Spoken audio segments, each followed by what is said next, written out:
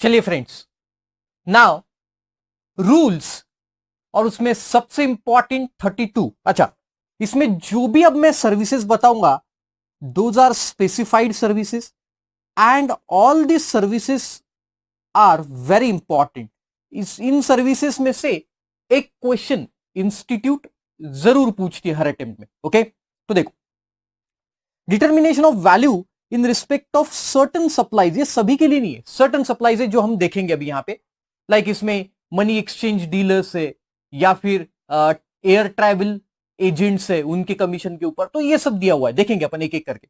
Then now it's standing anything contain in the provision of the value in respect of supplies specified below shall be at the option of the supplier. ये supplier के पास option है कि वो इन methods के हिसाब से भी वैल्यूएशन कर सकता है। ओके, तो देखो, पहला है 32(2)(a) और ये बोलता है गाइस, ऐसे लोग जो परचेस और सेल करते हैं foreign exchange currency including money changing. Money exchange dealers देखा होगा, या बैंक्स, ये क्या करते हैं कि जैसे आपको कोई दूसरे कंट्री में जाना है, ओके, तो दूसरे कंट्री में जाने के लिए आप क्या करते हो, बैंक के पास जाओगे या मनी एक्सचेंज डीलर के पास जाओगे और उनसे आप करेंसी परचेस करते हो। जैसे आपको जाना है न्यूयॉर्क, राइट, तो आपको डॉलर लगेंगे, टाइम्स स्क्वायर में जाना है आपको, बड़े मजेदार है, आप देखो कभी टाइम्स स्क्वायर न्यूयॉर्क का, बहुत हैपनिंग है ना, रात दिन हैपनिंग, एकदम एक number, right. So you want to go there, तो आप क्या करेंगे, आपको न्यूयॉर्क जाने के लिए डॉलर लगेंगे, तो आप बैंक या एक्सचेंज डीलर के पास जाएंगे, वहां पे रुपी देंगे और डॉलर खरीदेंगे, अरे बराबर। तो फिर ऐसे केस में इनके पास दो ऑप्शन है, देखो, मनी एक्सचेंज डीलर के पास दो ऑप्शन है, एक 32(2)(a) में है और ये दूसरा है 32(2)(b, ऐसे दो ऑप्शन है। तो अपन देखेंगे ऑप्शन 2 है ये, option 2, and this is option 1। Okay, so ये ऑप्शन 1 और 2 क्या है, पहले तो समझ लो अपन, बहुत सारे स्टूडेंट्स को यही नहीं समझ में आता। तो ऑप्शन 1 ऐसा है गाइज कि ये ऑप्शन आप कभी भी ऑप्ट कर सकते हो और इसके बाहर भी निकल सकते हो, मतलब you can go to option 2। But अगर आपने ऑप्शन 2 एक बार ऑप्ट किया, ये इंपॉर्टेंटली समझ लो, अगर आपने एक बार ऑप्शन 2 ऑप्ट कर लिया तो फिर आपको वो फाइनेंशियल ईयर के लिए ऑप्शन 2 में ही रहना पड़ेगा। फॉर एग्जाम्पल, ऑप्शन 1 आपने ऑप्ट किया अप्रैल मई जून महीने के लिए, now you want to shift to option 2, you can very well shift in July month, but from July to March अब आपको ऑप्शन 2 में ही रहना पड़ेगा। Okay, so this is the speciality of option 2। Okay, हाँ, चलो देखो ऑप्शन 1 क्या बोलता है। ऑप्शन 1 3 पार्ट्स में डिवाइड करना है हम लोगों को। पहला पार्ट है guys, where RBI reference rate is available. दूसरा पार्ट है where RBI reference rate is not available. और तीसरा पार्ट है गाइस, अगर करेंसी मतलब एक करेंसी से दूसरे करेंसी में जा रही है और दोनों में इंडियन करेंसी कहीं इन्वॉल्व नहीं है। कैसे समझते हैं अपन, देखो, सबसे पहले अपन देखते हैं where RBI reference rate for the currency is available. अगर आरबीआई रेफरेंस रेट अवेलेबल है तो कैसे, बहुत सिंपल, ये सब पढ़ने की कोई जरूरत नहीं। जैसे मुझे न्यूयॉर्क जाना है एग्जांपल, तो मैं क्या करूंगा, सिंपल, मुझे न्यूयॉर्क जाने के लिए मैं मनी एक्सचेंज डीलर के पास गया और उसको बोला मुझे $1000 दे। उन्होंने मुझे $1000 दिया और मैंने उसको जो भी करेंसी, मतलब मान के चलो उसने बोला कि 70 रुपीज रेट है, तो मैंने उनको 70,000 रुपए दिए, right. Imagine you are money exchange dealer now, मैं आपके पास में आया, मैंने आपसे $1000 मांगे, अब आपने मुझे वो 70 रुपए में बेचे, 70 में। अब आपने कहीं से तो भी खरीदे होंगे, आपने आरबीआई से खरीदे मान के चलो, तो वो आरबीआई से इमेजिन आपने कम भाव में परचेस किए होंगे, तभी तो आपने मुझे 70 में दिए ना। आपने खरीदे होंगे 68 में और मुझे दिए 70 में, 70 में, बराबर। तो ये जो डिफरेंस है 2 रुपीज का, ये आपका कमीशन अमाउंट है, राइट। ये 2 rupees per dollar, 2 rupees per dollar is your commission amount. और आपने कितने डॉलर मुझे दिए, $1000 सर, तो आपका टोटल कमीशन हुआ 1000 इंटू 2, मतलब 2000 रुपीज। तो देखो वहां पे दिया, ये मनी एक्सचेंज डीलर आप हो या आरबीआई से आपने परचेस किया 68 में, मुझे दिया 70 रुपए में, 70 रुपीज में, और कितने डॉलर दिए, 1000। तो वैल्यू फॉर जीएसटी, वैल्यू आएगी, वैल्यू क्या आएगी, वैल्यू 70 जो आपने बेचा माइनस 68 मतलब जो लिया इंटू 1000, दैट इज 2000, राइट। तो ये हुआ आपका सिंपल एग्जांपल। इसके अलावा और एक एग्जांपल दिया, आप देख सकते हो। Second, where the RBI reference rate is not available, अगर आरबीआई का रेफरेंस रेट अवेलेबल नहीं है तो क्या करेंगे, मतलब आप मनी एक्सचेंज डीलर और आपके पास अभी आरबीआई का रेट आपके पास नहीं है, अवेलेबल नहीं है, तो फिर ऐसे केस में क्या होगा, तो बहुत सिंपल, उन्होंने क्या बोला कि इंडियन रुपीज में क्या करो, वो करेंसी की वैल्यू निकालो। तो देखो 70 रुपीज पर डॉलर है, तो मैंने $1000 एक्सचेंज किए, 1000 इंटू 70, मतलब इंडियन रुपी में इसकी वैल्यू कितनी है, 70,000, और उसका सीधा सीधा 1% कर दो आप ग्रॉस अमाउंट का, वो मिल जाएगी वैल्यू ऑफ सप्लाई, इसके ऊपर लगेगा जीएसटी। अरे समझ में आया? तो देखो क्या बोलता है, provided that in case RBI reference rate for the currency is not available, अगर अवेलेबल नहीं है then 1% of the gross amount in Indian rupees, तो इंडियन रुपीज का 1% कर लेना आप। अरे ध्यान में आया? बिल्कुल सर, समझ में आ रहा है। देन थर्ड वन इज, अगर मान के चलो कि एक करेंसी दूसरे करेंसी में कन्वर्ट हो रही है और इसमें इंडियन करेंसी का कहीं रेफरेंस नहीं है, एग्जांपल दिया देखो, $500 आपको कन्वर्ट करना है 4000 यूरोज में, $500 you want to convert it into 4000 euros, right? यहां पे इंडियन करेंसी का कहीं रेफरेंस नहीं, तो ऐसे केस में उन्होंने क्या बोला, ये दोनों करेंसी को इंडियन रुपीज में कन्वर्ट करवाओ, दोनों करेंसी के रेट देखो, एक्सचेंज रेट, और इंडियन रुपीज में कन्वर्ट करवाओ, और कन्वर्ट होने के बाद जो लेसर वैल्यू आएगी उसका 1%, राइट? सर एग्जांपल बिल्कुल सिंपल देखो, तो नाउ पहले आपको $5,000 को एंड 4000 यूरोज को इंडियन करेंसी में कन्वर्ट करना है, तो मान के चलो डॉलर का रेट है 54 और यूरो का रेट है 74, तो इन दोनों को हमने इंडियन रुपीज में कन्वर्ट किया, राइट? तो $5,000 की इंडियन रुपी में वैल्यू है 2,70,000 और 4000 यूरोज की इंडियन रुपी में वैल्यू है 296,606 जो कुछ है, राइट? अब इसमें से लोअर देखेंगे, मतलब आएगा 2,70,000 और ये वैल्यू क्या रहेगी फॉर जीएसटी से 2,70,000 का 1%। अरे दिख रहा है आपको, 2,70,000 का 1% करेंगे, that would be value of supply. तो अगर हम, जैसे कि मैंने बोला आपको कि वो इंडियन करेंसी बीच में नहीं आ रही, तो दोनों करेंसी को इंडियन करेंसी में कन्वर्ट करेंगे, जो लेसर वैल्यू होगी उसका 1% will be the value of supply, and वही ऑप्शन वाला पॉइंट मैंने ऑलरेडी बता दिया। देन सेकंड, ये ऑप्शन 2 देखो क्या है।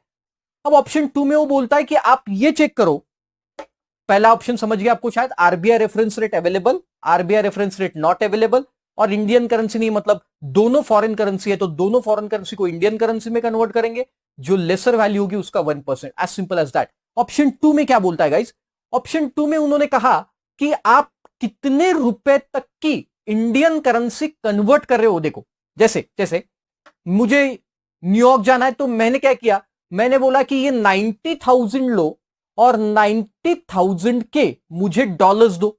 तो ऐसे केस में मतलब मैं इंडियन करेंसी कितने की कन्वर्ट कर रहा हूं उसके ऊपर ये ऑप्शन 2 डिपेंड है। तो देखो वहां पे लिखा है, एग्जांपल लेके समझेंगे, at the option of the supplier of the service, मतलब मनी एक्सचेंज डीलर, आप लोग, the value in relation to supply of foreign currency including money changing shall be deemed to be. देखो अब मैं अगर अप टू 1 लाख आपसे convert कर, up to 1 lakh मतलब मैंने कितने दिया, 90,000 दिया आपको, that is up to 1 lakh दिया, राइट? तो देखो 1% of the gross amount of currency exchange for an amount up to ₹1 lakh subject to minimum 250 rupees. Sir क्या मतलब हुआ इसका? तो देखो मैंने 90,000 दिया आपको, तो उन्होंने वैल्यू ऑफ सप्लाई कैसे निकालना बोला, तो देखो वैल्यू ऑफ सप्लाई निकलेगा गाइस 90,000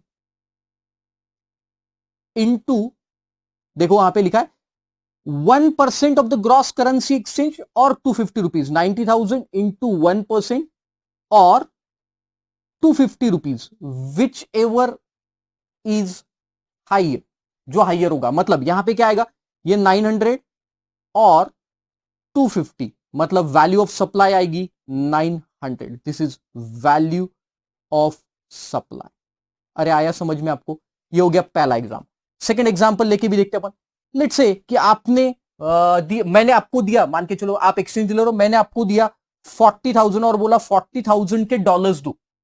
यहां पे आरबीआई रेफरेंस रेट का अगर कोई, क्योंकि ये ऑप्शन 2 है, तो अब मैंने आपको 40,000 दिया, तो आप क्या करेंगे, 40,000 इंटू 1% और 250, राइट? तो देखो 40,000 इंटू 1% कितना है, 400 और 250, विच एवर इज हायर, मतलब आपकी वैल्यू ऑफ सप्लाई क्या आएंगी, 400, राइट? थर्ड एग्जांपल, मैंने बोला 10,000 एक्सचेंज करना है डॉलर के लिए, मुझे न्यूयॉर्क जाना है, 10,000 इंटू 1%, यह आ गया 100 और 250 विच एवर इज हायर। अब वैल्यू ऑफ सप्लाई क्या आएगी, 250 रुपीज, और इसके ऊपर फिर लगेगा जीएसटी। अरे समझ में आया आपको? तो आपको क्या करना है, सिंपल, अगर अप टू 1 लाख है, एग्जैक्ट 1 लाख भी है, एक्सचेंज वैल्यू आपकी अप टू 1 लाख है, देखो वहां पे दिया है, ये डायग्राम मैंने निकाल के, ये 0, अप टू 1 लाख अगर है तो 1% of gross amount of currency, 1% मतलब 1 लाख भी मैं एक्सचेंज कर रहा हूं, एग्जैक्ट 1 लाख, तो 1 लाख का 1% करेंगे, दैट इज 1000 और 250 whichever is higher, that will be your value of supply, और ये वैल्यू ऑफ सप्लाई पे फिर लगेगा जीएसटी। ओके, अब अगर आप 1 लाख से ऊपर एक्सचेंज करना चाहते हो, मतलब आप करना चाहते हो 5 लाख एक्सचेंज, 5 lakhs, ओके, तो फिर देखो क्या, तो नंबर लाइन से ऊपर चलते, देखो यहां तक तो कितना बोला है उन्होंने, 1%, मतलब आप कितना एक्सचेंज कर रहे हो बताओ, you are exchanging 5 lakhs rupees, right? तो देखो अपन समझते इसको, you are exchanging 5 lakhs rupees, तो आप सबसे पहले 1 लाख पे तो 1% पक्का आ जाएगा, मतलब ये 1000 रुपीज, और बचे हुए 4 लाख है ना, बचे हुए 4 लाख, देखो बचे हुए 4 लाख पे क्या बोलता है, if exceeding 1 lakh but up to 10 lakh, up to 10 lakh है तो फिर क्या करेंगे, 1000 plus 0.5% of the gross amount of currency exchange, मतलब इनटू 0.5%। अरे समझ में आया? तो देखो वहां पे दिया है, मैंने एग्जांपल में भी आपको वहां पे समझाया है कि वैल्यू क्या रहेगी, अप टू 5 लाख है, 5 लाख है मान के चलो, यहां तक 5 लाख है आपका, तो 1 लाख तक तो आप आगे, 1 लाख तक कितना आएगा, 1000, यहां तक 1000, और ये बचे हुए अमाउंट पे 4 लाख इंटू 0.5। अरे समझ में आया? तो वैल्यू ऑफ सप्लाई आपको वैसे मिल जाएगी, 4 लाख का 0.5% और 1000, मतलब 2000 plus 1000, 3000 would be your value of supply. Okay, so second one. Then third one, about 10 lakh है, अगर आपका एक्सचेंज, मतलब आपने मनी एक्सचेंज डीलर को, जैसे मैंने आपको दिए 10 लाख रुपीज, या सॉरी 10 लाख है तो फिर वो सेकंड स्लैब में फंसेगा, बट अगर मैंने आपको दिए मान के चलो 20 लाख, तो फिर उन्होंने क्या बोला, 20 लाख के लिए ये देखो, ये 10 लाख के ऊपर, मतलब यहां पे फंस रहे हो, लेट्स से 20 लाख से यहां पे आता है, तो अब ये क्या आएगा, तो देखो 1 लाख पे 1% यहां पे 1000 आ गया, अब यहां 1 लाख से 10 लाख तक कितने का डिफरेंस है, ये 9 लाख, राइट? तो 9 lakh into 0.5, A B slab आपका पूरा कवर हो गया, लेट्स से ये आ गया 4500 रुपए, राइट? करके देख लो, 9 लाख पे 0.5%, तो ये स्लैब कवर हो गया, और ए भी 10 लाख तक पूरा स्लैब कवर हो गया, राइट? तो अब 4500 प्लस 1000, ये 5500 तो फिक्स हो गया, यहां तक तो ही, और इसके ऊपर जितना भी जाएगा अब, मतलब कितना गया, 10 लाख इंटू 0.1%, राइट? तो देखो 10 लाख से तो 5500 फिक्स हो गया, कैसे, 1 लाख प्लस 1 लाख के ऊपर 10 लाख तक, 9 लाख से 9 लाख पे 0.5, और फिर उसके ऊपर जितना भी जाएगा 0.10% of the gross amount of currency exchange, और 60,000 विच एवर इज लोअर, ध्यान देना यहां पे लोअर है, 60,000 would be the highest value, उसके ऊपर वैल्यू ऑफ सप्लाई नहीं जा सकती, 60,000 हाईएस्ट वैल्यू बोला, ओके? तो ऊपर हाइयर है, ध्यान देना 250, और यहां पे लोअर, तो एग्जांपल भी नीचे दिया है, you can do it, right? तो ये हो गया पहला पार्ट, ये option 1 and 2। Second, value of supply of services in relation to air travel agent, ध्यान देना this is only for air travel agent. तो लेट्स कंसीडर कि आप एयर ट्रेवल एजेंट हो, अपने आप पे लो, खुद पे लो, एयर ट्रेवल एजेंट हो, तो देखो एक तो क्या हो सकता है कि जैसे मैं आपके पास आया और मैंने आपको बोला कि भाई मुझे टिकट निकाल के दे, कहां से, मुंबई टू गोवा, ऐसी टिकट निकाल के दो, तो ये हो गया डोमेस्टिक। या फिर हो सकता है मैं आपको बोलूं कि मुंबई टू न्यूयॉर्क टिकट निकाल के दो, जो हो गया इंटरनेशनल फ्लाइट। तो दो पार्ट में उन्होंने बांटा, एक डोमेस्टिक और एक इंटरनेशनल, ओके? तो देखो अब होगा क्या कि एक तो सिंपल वे होगा, ये ऑप्शन 1 में एक सिंपल वे होगा गाइस, कि एयरलाइन एजेंसी आपको जो भी कमीशन देगी, है ना, क्योंकि आप उनके, जैसे आप गो एयर के एजेंट हो, तो आपको एयरलाइन एजेंसी ने जो भी टिकट दिया उसके ऊपर कमीशन पे किया, राइट? ये एक हो सकता है, वो कमीशन के ऊपर आप सीधा सीधा जीएसटी पे कर दो, सिंपल। और एजेंट ने आपको टिकट बेचा, मतलब मुझे बेचा, सॉरी, एजेंट ने, आप एजेंट हो, आपने मुझे टिकट भेजा, तो गो एयर के आप कमीशन एजेंट हो, right? You are the commission agent of Go Air, और मैं आपके पास आया, गो एयर की फ्लाइट की टिकट परचेस किया और गो एयर ने आपको कमीशन दे दिया, मुझे बेचा इसलिए, तो उसके बदले में आपको ये कमीशन दे दिया, एक कमीशन पे नॉर्मली जीएसटी भर दो। ये हो गया नॉर्मल वे, ऑप्शन 1 ना। ये दूसरा ऑप्शन क्या है गाइस, इसमें उन्होंने क्या बोला, देखो अगर आप डोमेस्टिक बुकिंग कर रहे हो, मतलब आप being commission agent, you are being commission agent, if you are doing domestic booking, तो बेसिक फेयर जो होगा टिकट का, बेसिक फेयर उसका 5% आपका डिम्ड कमीशन माना जाएगा, 5% बेसिक फेयर का, बेसिक फेयर का, देख ध्यान देना। और बेसिक फेयर मतलब क्या, जिसके ऊपर नॉर्मली कमीशन कैलकुलेट होता है, ये जो कमीशन मैंने बोला ये कैलकुलेट होता है, उसको बेसिक फेयर बोलते हैं।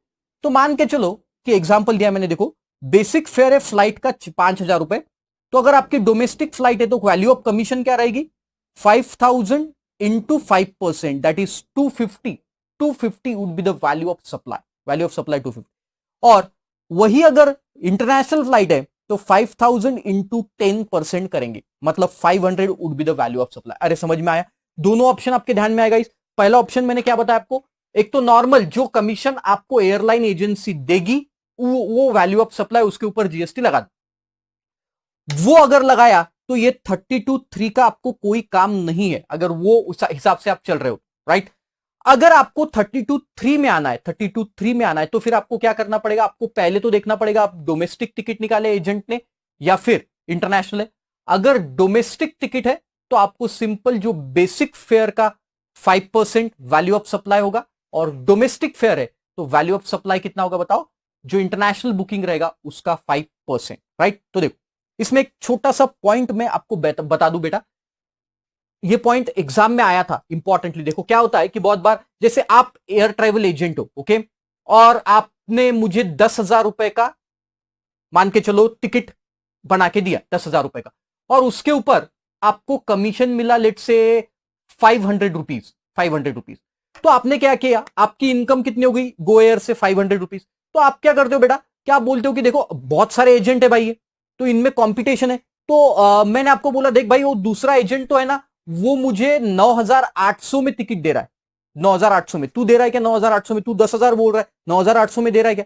तो आपको मालूम है कि आपको कमीशन कितना मिलने वाला है, 500 रुपीज। तो आप बोलते चलो ठीक है यार, मैं आशीष तुझे 9,800 में दे देता हूं, आपको जो 500 कमीशन मिलने वाला है वो अब 300 हो जाएगा, मतलब आपका मुनाफा थोड़ा कम हो जाएगा, लेकिन प्रॉफिट तो मिलेगा ना 300 रुपए। अगर मैंने नहीं खरीदा आपसे तो 300 रुपए भी चले जाएंगे आपके। तो आपने सोचा चलो ठीक है, 200 रुपए का ये जो कमीशन मुझे मिलने वाला था वो मैं कस्टमर को पास ऑन कर देता हूं, मतलब आशीष को पास ऑन कर देता हूं, ये 200 रुपीज का कमीशन। अरे समझ में आया। तो आपको अब जो 500 रुपए मिलने वाले थे वो तो 500 मिलेंगे, बट उसमें से 200 रुपए आपने मुझे पास ऑन कर दिए, मतलब आपका नेट प्रॉफिट अब 300 रुपए बचा। तो अब सवाल ये उठा कि ये जो 200 रुपए आपने मुझे पास ऑन किए, क्या उसका जीएसटी वैल्यू के ऊपर कोई फर्क पड़ेगा? The answer is no. वो 200 रुपए का जीएसटी के वैल्यू पे कोई फर्क नहीं पड़ेगा। दो agent pass on the commission to the customer, उससे जीएसटी वैल्यूएशन पे कोई फर्क नहीं पड़ेगा। इंपॉर्टेंट पॉइंट, एग्जाम में आया था ये पॉइंट, राइट। तो देखो एक एग्जांपल करके बताता हूं। प्रकाश एयर ट्रैवल एजेंट है, ये रेलवे बुकिंग वगैरह नहीं है, सिर्फ एयर ट्रैवल एजेंट को है। मंथ ऑफ अक्टूबर के लिए उसने दिया है, देखो क्या दिया है, particulars booked by mister Ram, ticket book किया दिल्ली टू चेन्नई, मतलब डोमेस्टिक वाली टिकट है ये। 3,000 रुपए का बेसिक फेयर है, जो नॉर्मल तरीके से कमीशन निकालते हैं, मतलब ये 32(2) का छोड़ के वो 500 रुपए मिल रहा है उसको। टोटल वैल्यू टिकट की 6,000, booked Delhi to Bangkok 15,000, commission उसको 1,500 मिला। और दिल्ली टू मुंबई, मतलब ये डोमेस्टिक फ्लाइट है, ये डोमेस्टिक है और ये इंटरनेशनल फ्लाइट, ओके, 2,600 का बेसिक फेयर और ये 500। आपको पूछा है गाइस कि उसको ये ऑप्शन में जाना ठीक रहेगा या ये ऑप्शन में, मतलब ऑप्शन 1 या ऑप्शन 2 में। तो हमारे पास सिंपल है गाइस, हमको मालूम है कि ये बेसिक फेयर का, अगर ये डोमेस्टिक फ्लाइट है तो 5% करेंगे, और इंटरनेशनल फ्लाइट है तो फिर करेंगे 10%। तो ये वैल्यू निकल जाएगी आपकी। तो पहला 3,000 इंटू 5%, 15,000 इंटू 10%, और 2,600 इंटू 5%, मतलब टोटल कमीशन की वैल्यू कितनी हो गई 1,780, अगर मैं ऑप्शन 2 के हिसाब से जा रहा हूं, ऑप्शन 2, राइट।